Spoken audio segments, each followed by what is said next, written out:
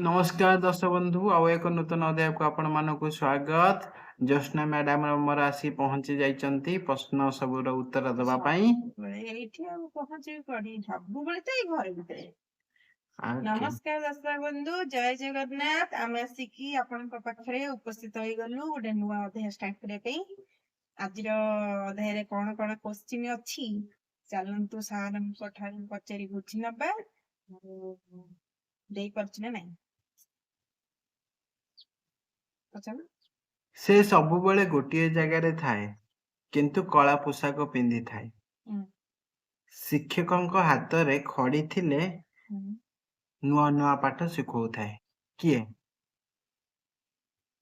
Blackboard, हम्म କଳା ପଟା। थाए केने कहथिले ओ এইটা ତ एमिति केउ जिनिस अछि जहा भितरକୁ आसिले घर भितरे सब अंधार दूर होई जाए हेले ताकू आमे हातरे जमारे धरि पारुना। ଘର ଭିତରକୁ ଆସିଲେ सब अंधार दूर होई जाए କିନ୍ତୁ किंतु ସେ ଘର ଭିତରକୁ ଆସିନି, किंतु आमे ताको हातरे धरि पारुना। ହାତରେ ଧରି ପାରୁନା। ना ସେ ତ घर भितरକୁ आसिले अंधार दूर होई जिवो किंतु आमे ताको हातरे केबे धरि परिबानी। ଧରି ଜହ୍ନ घर भितरକୁ काई जन्म आसीबो तमरा? ଆଉ ଆଉ କଣ ଲାଇଟ୍। सूर्य किरण। ହଁ हाउ नेक्स्ट से एमिति एक जिनिस जहा आपनकु सबुबले सजाडी देबा पई सहाय्य करे।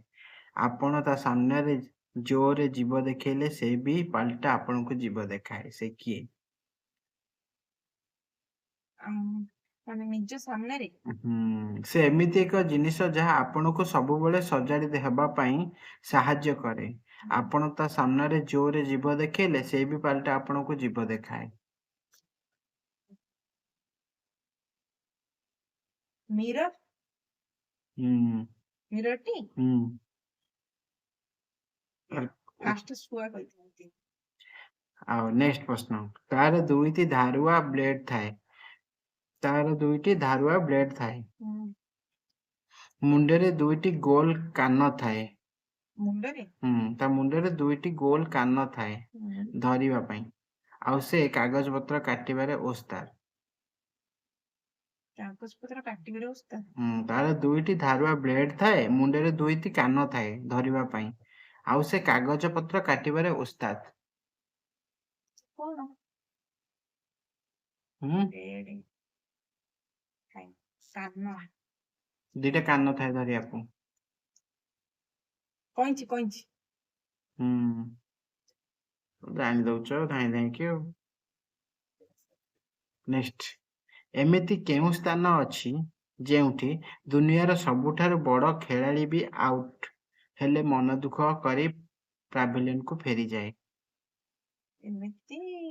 ଏମିତି କେଉଁ ସ୍ଥାନ ଅଛି ଯେଉଁଠି ଦୁନିଆର ସବୁଠୁ ବଡ଼ ଖେଳାଳି ବି ଆଉଟ୍ ହେଲେ ମନ ଦୁଃଖ କରି ପ୍ୟାଭିଲିୟନକୁ ଫେରିଯାଏ? ଏମିତି କୋଉ ସ୍ଥାନ? ଏଟା କହିପାରିବନି। ନା ସତରେ ଭିଡିଓ କହିବିନି, ଆ ପୂର୍ବଟା ବି ମୁଁ କହିପାରିନଥାନ୍ତି। କ୍ରିକେଟ ଖେଳ ପଡିଆ। କ୍ରିକେଟ ଖେଳ ପଡିଆ। ଆଜି ମୁଁ ତୁମକୁ 5ଟା ପ୍ରଶ୍ନ ପଚାରି ସାରିଲାଣି, ମାତ୍ର 3 ମିନିଟ୍ 69 ସେକେଣ୍ଡ ଅଛି। ସେ ତମେ ଆଉ 2ଟା ପଚାରି ଦେଉଛି। ଓହୋ, ସେଥିପାଇଁ କହିକି ପଚାରିବ। 6 ତାର 4ଟା ଗୋଡ଼ ଥାଇ ବି ସେ ଖଟ ନୁହେଁ। ଆମେ ସାରା ଦିନ ତାକୁ ତା ଉପରେ ସୁନ୍ଦର ଗଦି ପକାଇ ଆରାମରେ ବସୁ। ସେ କଣ?